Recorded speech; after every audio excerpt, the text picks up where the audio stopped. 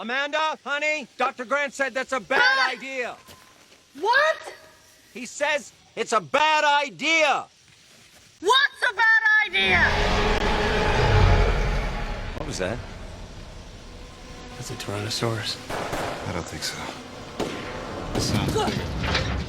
What was that?